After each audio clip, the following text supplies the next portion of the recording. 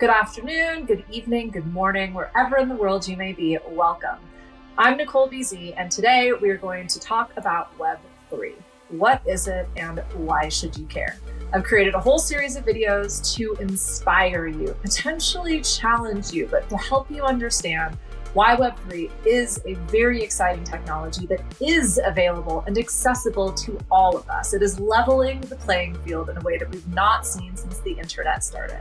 So we're going to talk a little bit about what Web3 is, how you can get started with Web3, why it matters to you as a visionary, business leader, side hustler, artist, creative, or someone who's just willing to say yes to success. We'll also get into some of the risks, some of the challenges, both with Web3 and getting onto Web3. And then we're going to talk even more about how you can use Web3 in your life, in your business to create success, income, investments, new business ideas, solutions, systems, and all sorts of things that we probably haven't even dreamed up yet. So my goal is to plant some seeds, to allow you to start thinking about what you can grow with Web3, with the technology that is available to you. So if you're Web3 curious, welcome. I hope that together we can create some really new, really exciting solutions that, again, no one has seen before. Now, I'm going to tell you a very little bit about me, and I'm going to explain how I got started in technology because you may or may not have noticed I am not a tech bro. I wouldn't even call myself Web3 native. I'm someone who has embraced technology since day dot. I am a 21st century CEO coach. I work with visionaries, creatives, people who are willing to break the rules, people who trailblaze, who rebel, who make their own blueprint, and who build their own success. So I've worked with business owners, artists, and people from around the world in order to establish, scale, and sustain multi-million, and in one instance, billion-dollar business. So whether you have no idea what Web3 is or you consider yourself an expert, I promise you there's going to be something for you to learn today. If nothing else, to see what other people are doing so that you can stay ahead of the competition in your industry and in your world. So thank you for that. You might notice I have a little bit of a different rapport than your average online educator. I'm not going to talk a lot about myself. I'm not going to tell a whole bunch of stories. Your time is super important to me. In fact, it's priceless. So we're going to get right to it. This is going to be succinct. This is going to be direct. We are not going to get into cryptocurrency.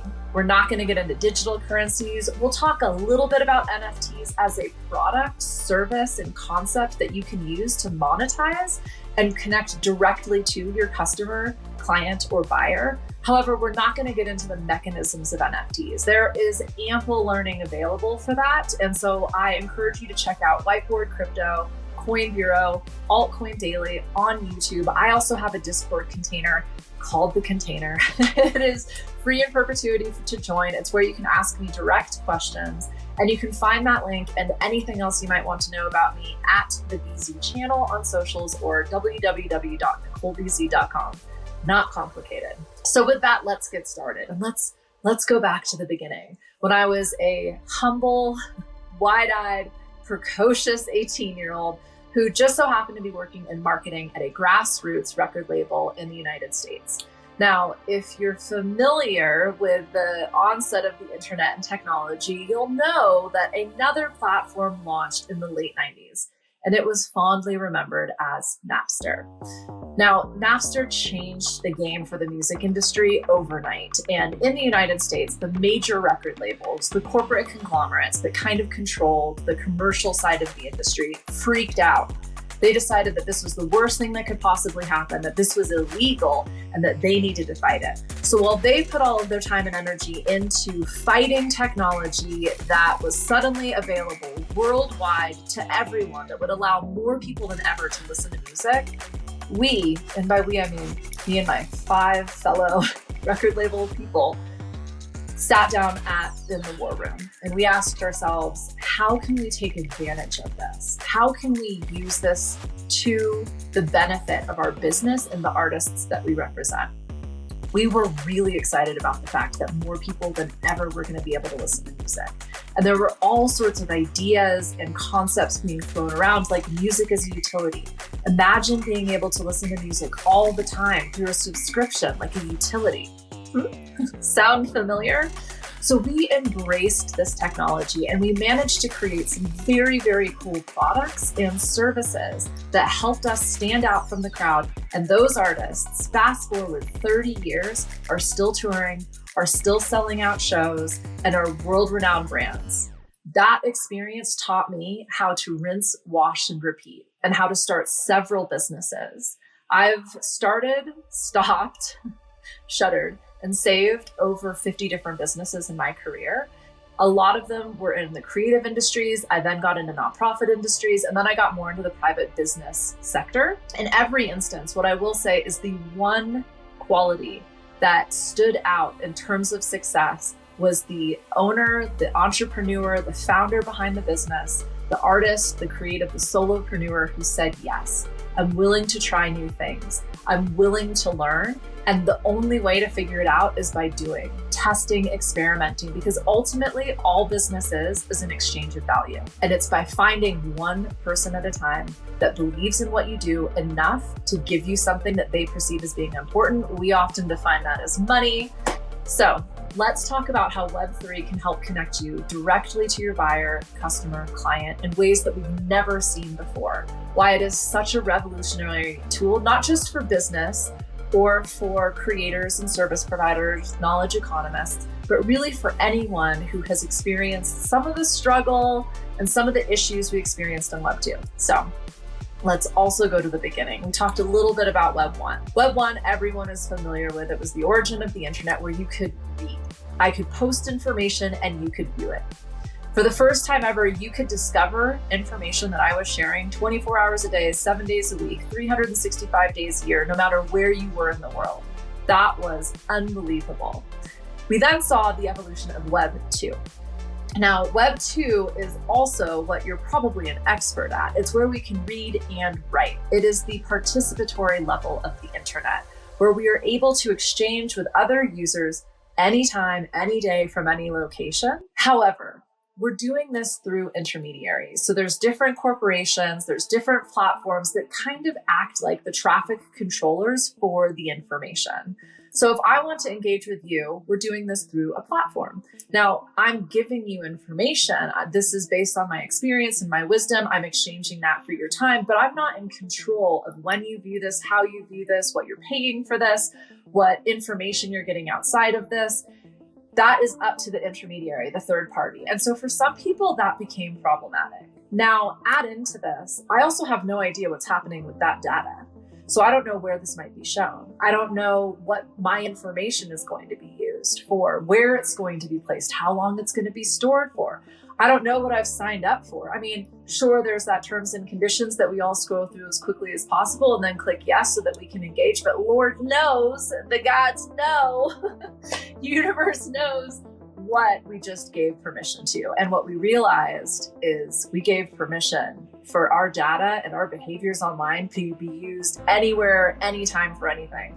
I'm sure you've all responded to a post or clicked yes to that terms of engagement, and then suddenly gotten 50 different emails in your inbox. Your advertisements are being curated, and it's almost as if the internet is listening.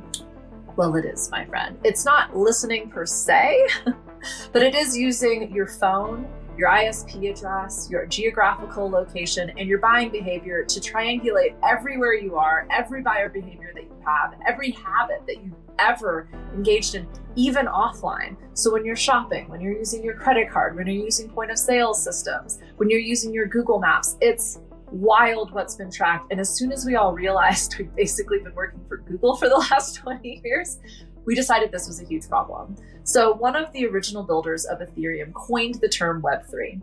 And let's just be clear, these are marketing terms. Is there a definitive beginning and end to Web3? Is it even a thing we can reach out and touch or define? Not so much. It's a concept like millennial or socioeconomic demographic. These are terms that we use to help contain a concept so that we can understand it. So Web3 was simply the idea that we need to solve some of these problems. The fact that our privacy is non-existent on Web2. The fact that when we agree to something, we don't actually have any idea what we're agreeing to. That data can be sold, transferred, and used without us having any concept of what's happening. I mean, have you ever asked yourself after a gym membership per se, or going to the doctor, Let's say you don't use that service or service provider anymore. What happens to your data? Where does it get stored? What happens if they have a data breach? Are you being warned about this? Are you being protected from this? So these all became compounding issues. And if you haven't seen The Social Network, we're realizing now that AI is actually the one that is utilizing and leveraging a lot of this data, and it feels a little bit out of control. So Web3 was created as a solution, as a way to create trust and permissionless experience, in the sense that you don't have to give everything away every time you engage with a platform. You own your data. So Web3 is read, write, own. Whereas with Web 1, we were transferring information. With Web 2, we were transferring communication. Web 3 now allows us to transfer value. And this is why it is a complete game changer for anybody creating an exchange. Whether you're a business or a creator, a knowledge economist, or a service provider, even if you just have a wacky idea you want to throw out there and see if it lands. Think of CryptoPunks. This allows you to connect directly with your user. So we will get into the very basic mechanics of it, but before you start thinking, this is overwhelming, I don't know how this works, this isn't for me, let me stop you right there, because I'm curious if you could explain to me how your credit card works. Or when you've purchased a ticket to an event, maybe Eventbrite or Ticketmaster, maybe there's a local ticket provider for you and wherever you are. How does that purchase get you through the door of the event that you're attending? There's so much that we take for granted in our commercial exchange. We don't know how it works, but yet we use it every day. So I'm going to lean into some of those concepts and hopefully create some analogies and metaphors that break through some of the crypto tech bro verbiage. I know that crypto has a lot of lingo that can feel a little bit prohibitive. It makes it difficult to understand. So I'm going to try and break things down very simply. If you're a Web3 native, if you're a crypto expert, this might feel a little basic for you. I hope that you continue to join us, because again, what we're going to be really exploring is how you can leverage Web3 in your business. And what I will tell you right now is I've not seen anybody doing Web3 in a truly revolutionary, unique, and inspired way. They're bringing Web 2 to Web 3, which is to say that they are trying to figure out how to sell to their users, how to capture data, and how to leverage it, rather than how can you create this dynamic, rewarding exchange that is mutually beneficial for everybody, where you're literally creating because you're meeting a need and you're solving a problem for your people that they might not even know they have. It's a really, really exciting time. So lastly, for this particular segment, let's talk a little bit about how you can get started in Web3. So to get started in Web3, I have created a guide for that. It's called the Basic Bee Guide to Web3, and it's really intended to help you get started at the most simplest level.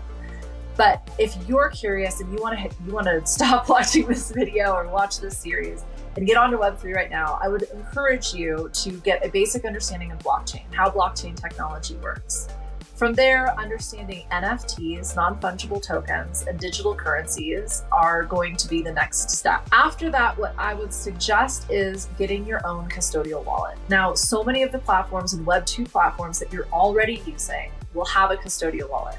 You may or may not be familiar with MetaMask, Trust Wallet. Coinbase has their own wallet. That's a very United States-centric onboarding platform for cryptocurrencies. Brave and Opera are also Web3 browsers that have their own custodial wallets. Now, if you don't know what a custodial wallet is, that's no big deal. Think about it like the wallet you have in your handbag or your purse. It is what you keep your driver's license in, your ID cards, the information that you need to access anytime you kind of leave your home, also where you keep your credit cards and potentially your fiat currency.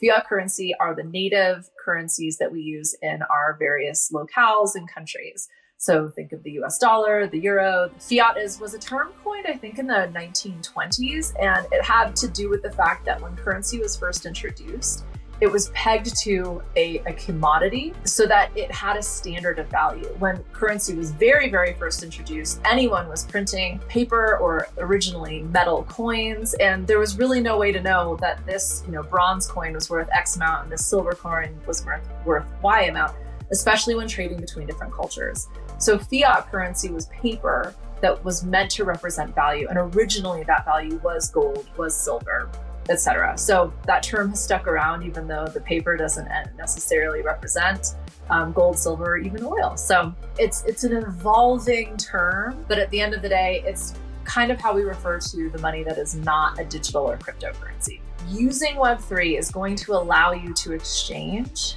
value with your people immediately without any intermediaries. And you do that with your wallet. So your wallet's going to have a very unique address that connects you to the assets that you hold on Web3. So next step is get your own wallet. Again, there's a million tutorials out there for that. You can get into my Discord if you've got specific questions. I say Discord because that's where Web3 connects. That is the most common community for people to ask questions, to get involved in different projects, currencies, and Web3 businesses. You might also find a Telegram channel or a WhatsApp chat. They're the most common places. And then finally, Twitter. Now, what I do want to say is make sure that whatever platform you're engaging on to learn is reputable. It's got a lot of followers, people that have a good reputation, and just start learning, just start paying attention. CoinMarketCap is another place where you can find different digital currencies. And by clicking through links on that particular platform, you know you're going to be going to some place that is designed by the actual creators instead of something that might be fake or phishing or a little bit more dubious. We'll get into the different risks and challenges for Web3 in a few videos. Lastly, let me just say, this is a learning experience. And the reason that I am so inspired by Web3 is I do believe that when we can start playing in this ecosystem, when we can start coming up with different ideas and testing them, we're going to get that ball rolling. And right now you are so early to the party. As Gary Vee always likes to say, less than half of the world has even had internet access up until very, very recently. And what Web3 allows is for anyone to transact. Now, if you've not been able to access a bank, which was also about 48% and continues to be about 48% of the world's population, and that might be because of their geographic location, there just isn't one nearby. That might be because of their physical diverse abilities in the sense that they may or may not be able to get to a bank. That might be because of their own socioeconomic climate. The banks where they are just simply not reputable. Their currencies aren't standardized. The population has learned to work outside of that traditional system. Web3 allows you to connect to nearly half of the world's population that has yet been able to transact. It creates accessibility in a way that we have not yet experienced, I think, in this level of civilization before. And so there is this entire world population that is now gaining access to the internet through satellite technology and through mobile phones. And now they can transact, they can directly transact with you because again, if their currencies haven't been standardized or have been experiencing huge fluctuations in value, they can use digital currencies. You can create your own digital currency for your own ecosystem and start transacting immediately and determine your own perceived value, determine the exchange that you're going to appreciate and value and encourage with your own communities. And the rewards, the loyalty, the knowledge you're going to gain from this level of access is unparalleled. And again, right now we're seeing pretty obvious ways of exchange, even on Web3. So together, I hope that we can absolutely revolutionize this brand new technology. You are so early to this game. There is a lot to learn and it can feel intimidating, but first things first, just get started. Watch a few videos, get a wallet, start paying attention to some of the different cryptocurrencies and digital currencies and Web3 technologies that are available. Get into some communities. You are more than welcome to be a wallflower, or you can absolutely start asking questions and get involved. That is what my Discord container is for. And I look forward to continuing this journey with you. And the best piece of advice I've ever received in this world of Web3 is if you get frustrated or discouraged, take it one step further. That's all that I ask of you, okay? So next video, we are going to talk about why Web3. Why does this matter? Why should you care? And how can you start to integrate it into your own daily life and business? Thank you.